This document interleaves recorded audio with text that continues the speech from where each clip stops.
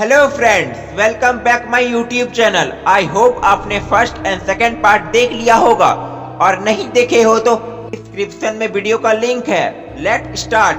तीसरा प्रिंसिपल कहता है लायबिलिटीज और एसेट के बीच का फर्क को समझिए, हमेशा एसेट खरीदिए। सुनने में बड़ा आसान बात लगता है, यही एक नियम आपको अमीर बनने में हेल्प करेगा। अक्सर गरीब और मिडिल क्लास लोग लायबिलिटीज मीन्स जिम्मेदारी को एसेट समझ लेते हैं, यानी संपत्ति समझ लेते हैं, मगर अमीर जानते हैं असल में एसेट होता क्या है और वो वही खरीदते हैं। अमीर डैड किस मीन्स KISS प्रिंसिपल को फॉलो करते हैं, जिसका मतलब है कीप इट सिंपल स्टूपिड। इन्होंने ऑथर और उनके फ्रेंड माइक को ये सिंपल बात सिखाया था, जिसके बदौलत इतना मजबूत फाउंडेशन रखने में कामयाब हो सके। यह सीख यह है कि सिंपल बात है, लायबिलिटीज मीन्स जिम्मेदारियों और एसेट्स मीन्स संपत्ति पर को समझे और एसेट खरीदे। ये इतना ही सिंपल होता तो हर आदमी अमीर होता ना। यहाँ पर मामला उल्टा है। यहाँ एक्चुअली ये इतना सिंपल है, कोई सोचता ही नहीं है। लोगों को लगता है कि लायबिलिटीज और एसेट्स के बीच का डिफरेंस पता है, उन्हें सिर्फ लिटरेसी के बारे में मालूम है, फाइनेंशियल लिटरेसी के बारे में नहीं। मतलब ये है कि इनकम स्टेटमेंट को प्रॉफिट या लॉस स्टेटमेंट मान के चलना चाहिए। इसका सिंपल सा मतलब है कि इनकम यानी आपके पास कितना पैसा आया और एक्सपेंस मीन्स आपके पास से कितना पैसा खर्च हुआ। Balance sheet asset and liability के बीच को बैलेंस को बताता है। बहुत से पढ़े लिखे अकाउंटेंट स्टूडेंट को भी पता नहीं होता है कि बैलेंस शीट और इनकम स्टेटमेंट कैसे एक दूसरे से जुड़े हुए हैं। अगर हम इस बात को समझना चाहें, एसेट वह चीज होता है जो आपका पैसा कमाने के लिए काम करता है।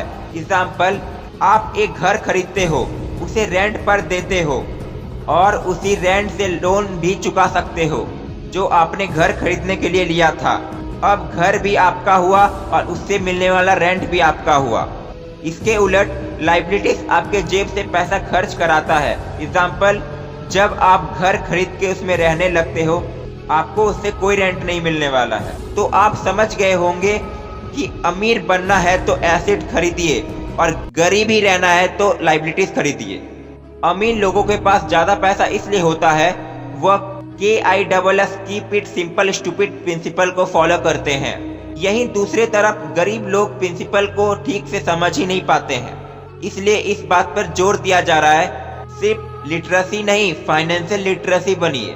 सिर्फ नंबर से ही कुछ नहीं होता है। जब फर्क तो तब पड़ता है जब आप अपना कहानी खुद लिखते हैं। अधिकतर परिवार में देखा गया है, जो मेहनती होते हैं उनके पास पैसा भी ज्यादा होता है, फिर उसका क्या फायदा जब सारा पैसा लायबिलिटीज में खर्च हो जाए। ऐसे जानते हैं मिडिल क्लास लोग अपना पैसा कहाँ खर्च करते हैं और यही उनका तरीका रहा तो सारी जिंदगी वो मिडिल क्लास ही बनकर रह जाएंगे। क्या पता उससे भी नीचे चले जाएं, क्योंकि आप देख सकते हैं उनका सारा पैसा लायबिलिटीज यानी जिम्मेदारी में खर्च हो जाता है। कभी मोर्टगेज, कभी रेंट, कभी हाउस लोन, कभी क्रेडिट कार्ड लोन, कभी फी, इलेक्ट्रिक बिल और जाने क्या क्या। उनका सारा कमाई इसी में खर्च हो जाता है। दूसरा तरफ गरीब लोग, उनका कोई लायबिलिटीज नहीं होता है तो उनका कोई एसेट भी नहीं होता है। वो भी पैसा कमाते हैं, सैलरी पाते हैं, हर रोज खर्चों में उनका पैसा उड़ जाता है। माना कि गरीब इंसान $1000 कमाता है और उसमें से $300 छोटा सा घर का रेंट में खर्च करता है, $200 आने जाने में खर्च करता है, $200 टैक्स और $200 खाने और कपड़े में खर्च करता है। अब उसके पास बचा क्या? कुछ नहीं। कभी कभी तो उधार लेके भी काम चलाना पड़ता है, जिससे वो और भी गरीब हो जाते हैं। जिससे उलट अमीर लोग ज्यादा एसेट खरीद कर रखते हैं, उनके वह एसेट उन्हें और पैसा कमा कर देता है। उनकी कमाई 2 से 4, 4 से 8 हो जाता है। अधिकतर अमीर लोग दिमाग से काम लेते हैं, घर लोन पर लेकर रेंट पर दे देते हैं। बिना मेहनत के हर महीने किराया मिलता है, जिसे वो अपना लोन भी चुकता कर लेते हैं। उसे कुछ यूँ समझते हैं, लोन का इंस्टॉलमेंट $1 है। वह लोन पे दिए गए घर से $2 रेंट वसूल करते हैं और $1 बैंक को देते हैं और $1 अपने जेब में। हो तो गया ना बिना मेहनत का पैसा कमाना। एक्चुअली अमीर डैड और गरीब डैड के बीच सोच का फासला है। अपना पैसा खर्च कैसे करे, यही है मुद्दे की बात। 1960 यानी 1960 के दिनों में बच्चों से पूछा जाता था कि बड़े होकर क्या बनोगे, तो सबका यही जवाब होता था कि अच्छे ग्रेड लाकर डॉक्टर या इंजीनियर बनेंगे।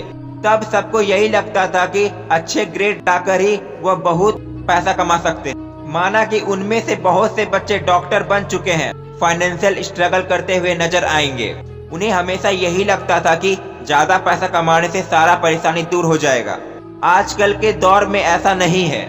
आज बहुत से बच्चे फेमस एथलीट या फिर सीईओ या फिर मूवी स्टार या रॉक स्टार बनना चाहते हैं, क्योंकि उन्हें पता है सिर्फ अच्छे पढ़ाई और अच्छे ग्रेड के भरोसे कैरियर में सक्सेस नहीं कर सकते।